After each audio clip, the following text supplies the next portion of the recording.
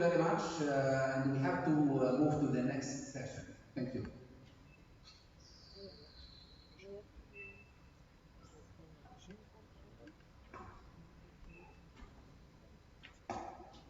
دكتور محمود.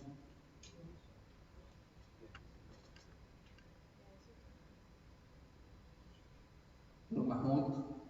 ايوه دكتور مجدي اتفضل. حضرتك معانا تشير بيرسون في النوفارتس سيمبوزيوم دلوقتي. اوكي. دكتور بس I don't know the speakers who are the speakers. speaker يعني distinguished speaker well known Professor هشام صلاح. Yes, of course, okay. ممكن حضرتك you can introduce the speaker Professor هشام صلاح. Okay. Good afternoon, everybody. I'm Dr. Mahmoud Hassanin, Professor of Cardiology at Alexandria University. I would like first to thank Professor Magda Hamid for inviting me to join this session. And I would like to introduce Professor Hisham Salah, Professor of Cardiology at Alexandria University. Professor Salah,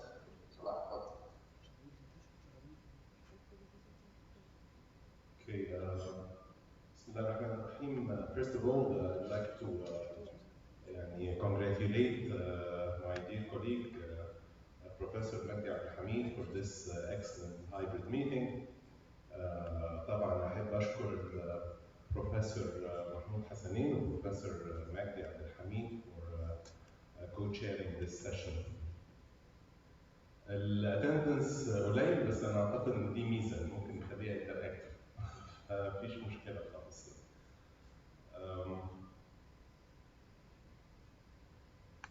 Well, the presentation that I'm going to give is time is essential. واحنا هنقول لحضراتكم ليه احنا we chose this title. First of all, heart failure is a major public health problem. We all know this. Patients with heart failure have a significant impairment of quality of life. Almost 3/4 of them are struggling to perform their daily activities. And almost 2/3 reported symptoms which are consistent with depression. And the problem does not only affect the quality of life. Hospitalization is a real problem in patients with heart failure. We know that at least in the more developed countries, heart failure hospitalization above the age of 65 is mainly related to heart failure.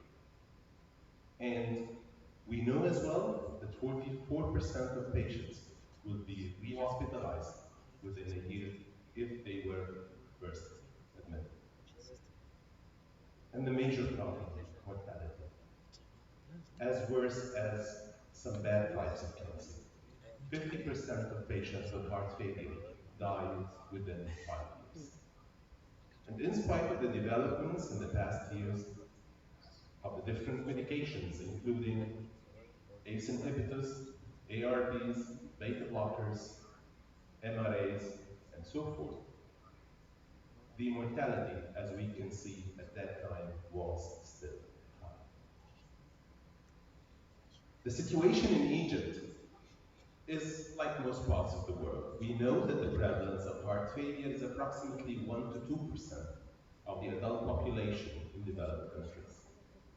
And this rises significantly if we are talking about those who are above the age of 70 to reach more than 10%.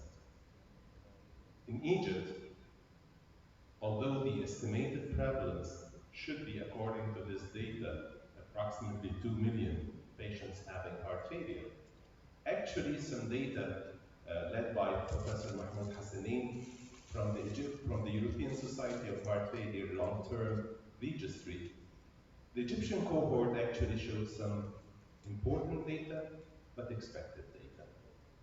The median age of presentation was 10 years younger than in other parts of the world, and this is a consistent finding, not only in this heart failure registry. We've just finished an acute coronary syndrome registry of more than 2,000 patients giving the same findings, 10 years younger than most of the other registries. And those who were above the age of 70 actually comprised a minority of our population. almost 69% were hospitalized patients, and almost a third of the 2,145 patients were chronic heart failure patients. Acute decompensated heart failure, and this is a very important piece of knowledge, was the most common presentation, comprising more than half of the population. And strangely enough, oral treatments, as recommended by the guidelines, including ACE inhibitors, ARBs, beta blockers, and mineralocorticoid receptor antagonists, were all well prescribed in both types of patients. So the situation remained the same until the paradigm heart failure trial came in. And the paradigm was really a very interesting study, because after years and years of having no improvements in the medications coming in for heart failure, we got this medication. In the paradigm heart failure, they were comparing sacubitril/valsartan versus ACE inhibitors in over 8,000 patients with chronic heart failure. And the mortality benefit was quite clear. 20% risk reduction in the primary composite endpoint, but also 20% risk reduction for cardiovascular death, 16% risk reduction for death from any cause, 20% risk reduction for sudden cardiac death, and interestingly, 21% reduction in death due to worsening heart failure. So a clear mortality benefit. And our second problem, which was heart failure hospitalization, the benefits were also clear. There was a 21% relative risk reduction in first heart failure hospitalization, 23% fewer admissions for heart failure, 18% fewer stays in intensive care, and almost 38% lower rate for 30-day readmissions. Clear benefits. And the third parameter that we always talk about, which was the quality of life, also was quite interesting. Because treatment with sacubitril/valsartan improved the quality of life, and such improvement was sustained over a period of 36 months, 3 years. This was not the case in patients who received ACE inhibitors. So the three important things that we were looking at, whether we're talking about quality of life, heart failure rehospitalization, as well as mortality, were all successfully helped. Another point which is also important was in patients with heart failure reduced ejection fraction in the same trial, sacubitril/valsartan significantly improved nearly all Kansas City cardiomyopathy questionnaire parameters, and the largest response was seen with the household scores as well as the sexual relationships. That's why we should not be astonished when the guidelines changed. And the guidelines actually changed in favor for the patients. The American guidelines stated clearly that it recommends sacubitril/valsartan or ACE inhibitors or ARBs for patients with heart failure reduced ejection fraction, and recommended sacubitril/valsartan in conjunction with evidence-based medications that we all use to treat heart failure reduced ejection fraction in patients with class 2 to 3 heart failure. The European guidelines, on the other hand, recommended replacing an ACE inhibitor or an ARB with sacubitril/valsartan in ambulatory patients with heart failure reduced ejection fraction who are symptomatic despite optimal treatment with an ACE inhibitor, a beta blocker, and an MRA. And this, of course, was a class 1 indication. So this breakthrough medication finally proved superiority over a standard medication which was used all the time when there was no contraindication, which was the ACE inhibitor. And maybe the first message that I'd like to convey in this presentation, that probably we should be now moving in the direction when you see symptoms of heart failure it's time to start sacubitril valsartan.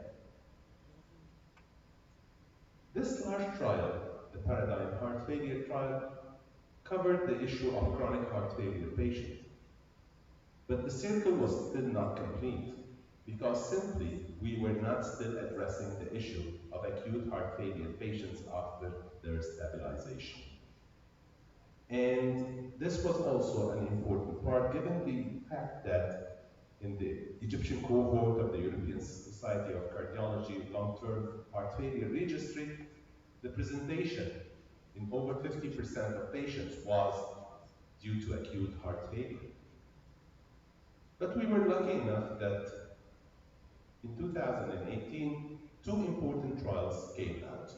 One of them was the transition, and the second was the pioneer heart failure.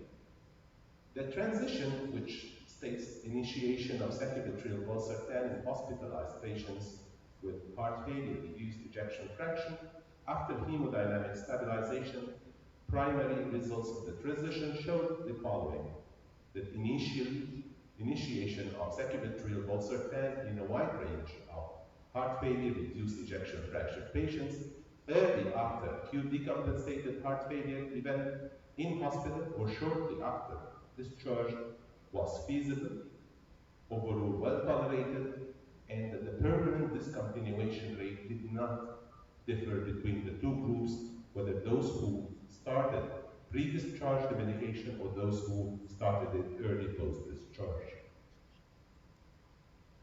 On the other hand, the Pioneer Heart Failure trial included almost 900 patients in 129 sites from the United States.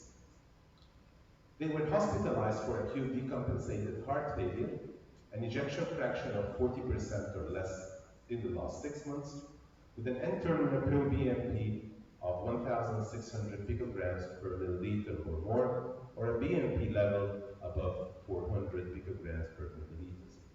The prerequisite was simply that patients should have been stabilized while hospitalized with a systolic blood pressure of 100 millimeters mercury or more in the prior 6 hours, no symptomatic hypertension, no increase in IV diuresis over the past 6 hours, no intravenous vasodilators in the prior 6 hours, and no intravenous inotropes in the prior 24 hours.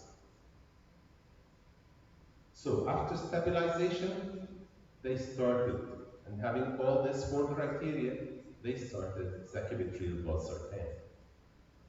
And the outcomes were quite important and interesting.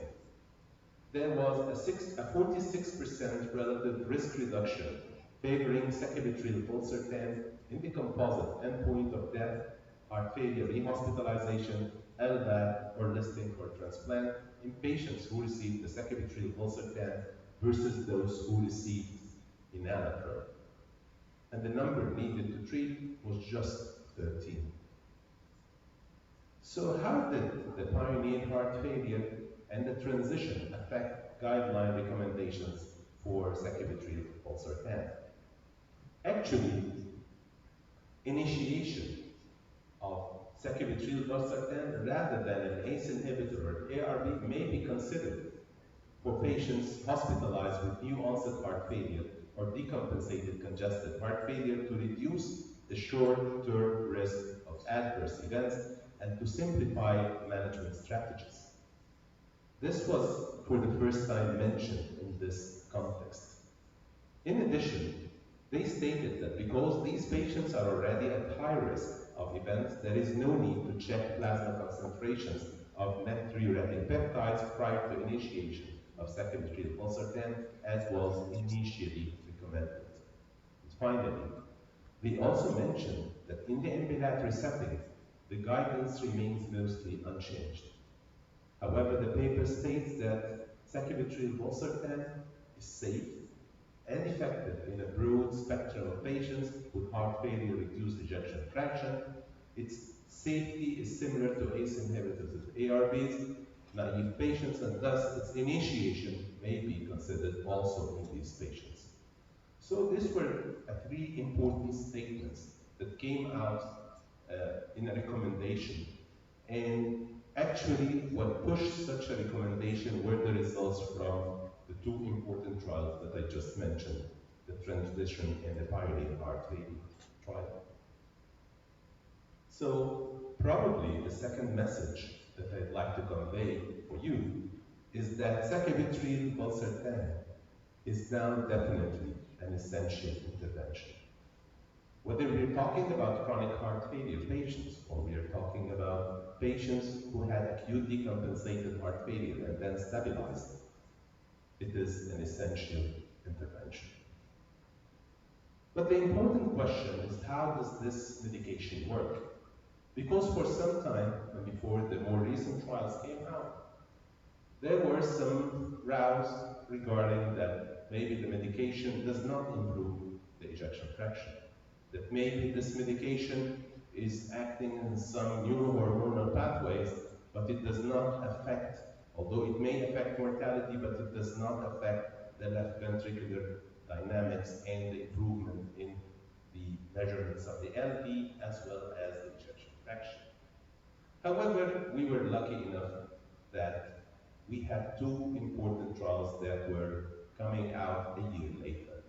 One of them was the PROVE heart failure trial, which showed clearly that the left ventricular ejection fraction actually improved in many of the patients to the extent that 25% of subjects experienced a left ventricular ejection fraction increase of 13% or more at only 12 months. And this is a figure that probably we did not see with any other medication.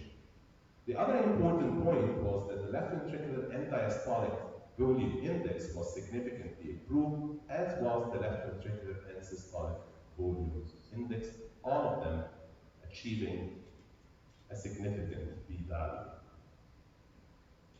Also, one of the points that shows the reverse cardiac remodeling was that the left atrial volume index was significantly improved, as also the E over E prime also significantly decreased, and the left ventricular mass index fell significantly by approximately 16 grams per square meter.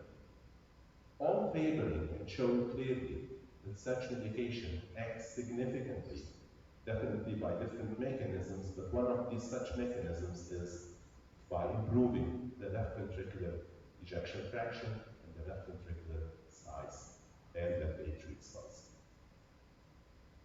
But always, we are also interested. What type of patients would benefit? Are those who are actually at the extreme ends of the heart failure groups? Are those who are naive patients? Actually, looking at the different subgroups, including those having new onset heart failure, who were ACE inhibitor and ARB naive, or those having a natriuretic peptide level less than the inclusion criteria involved in the paradigm heart failure trial, as well as those not reaching target dose, all of these groups actually improved when they were given sacubitril valsartan. And their parameters, the ejection fractions, the left ventricular end-diastolic and end-systolic volume index, the left ventricular, left atrial volume index were all significantly improved when they were given sacubitril valsartan. But also importantly, we are also interested about the quality of life. And as you can see here, there was a significant improvement in the quality of life and rapid sustained improvement in the Kansas City Cardiomyopathy Questionnaire overall that we have seen, as you can see here in the chart. And you can see that the improvement were seen actually after 14 days. But I can tell you some personal experiences that I have seen such improvements in the first couple of days. I have seen it in patients having lived with heart failure, depressed, and so forth for almost 7 years, 3 years, and then you give them this medication and you go while still in the hospital and see the patient, you will find him smiling for the first time after years and years. Secondary endpoints also seen in the EVALUATE heart failure trials were changes in cardiac structures from baseline to 12 weeks, as early as 12 weeks. Sacubitril valsartan led to a significant improvement in left ventricular end-diastolic volume index, left ventricular and systolic volume index, as well as left atrial volume index as early as 12 weeks. So, what's the current positioning of sacubitril valsartan for heart failure patients with reduced ejection fraction? Actually, there was a publication, an interesting publication, which just came out. And actually, I think that the more recent guidelines that will be coming out will be reflecting the data we are having about the different medications and classes that will be coming into the guidelines. Switching to RNA definitely led to a significant improvement regarding cardiovascular death, heart failure, hospitalization, regarding cardiovascular death, regarding all-cause mortality, and regarding heart failure hospitalization. And such comprehensive therapy, including the addition of SGL2 inhibitors, whenever indicated, will also be giving such improvement in addition to the sacubitril valsartan.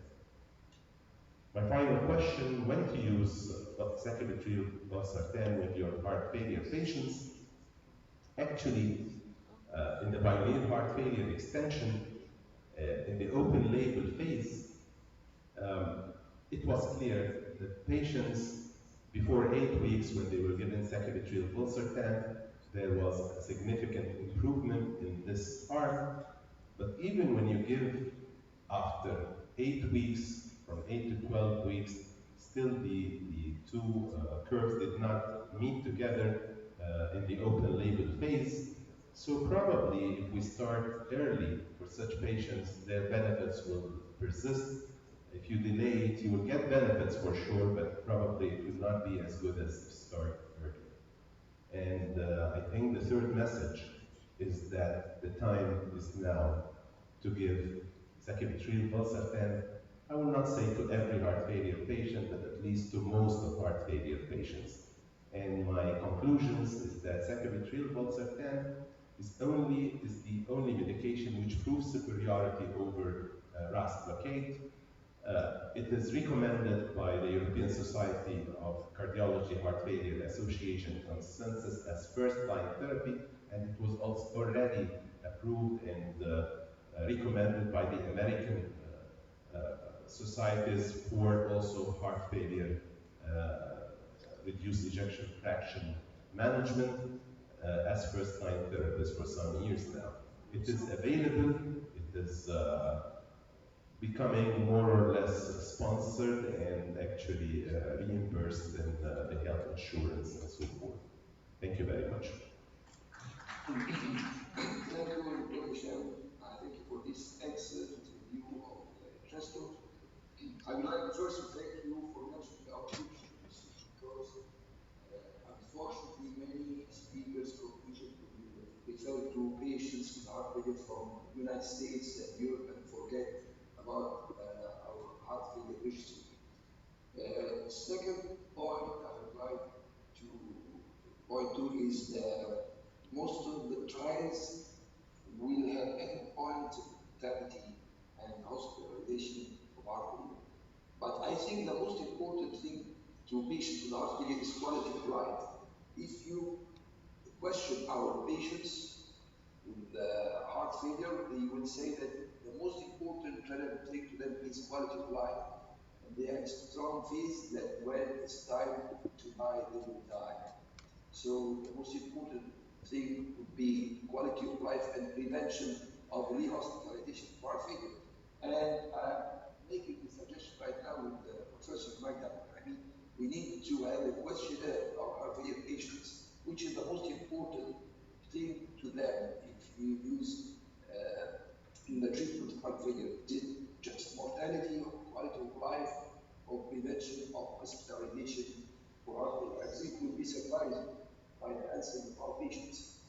The third point I would like to make is that it's time now that stroke should be instituted for all patients with heart failure.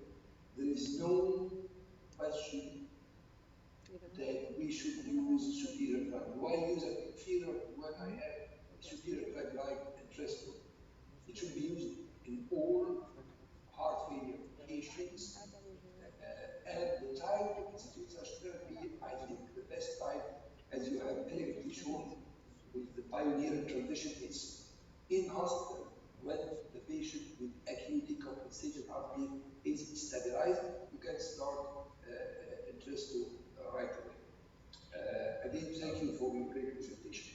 Well, if I may comment on your first point regarding quoting our studies and actually being interested in the Egyptian registries, this is something extremely important.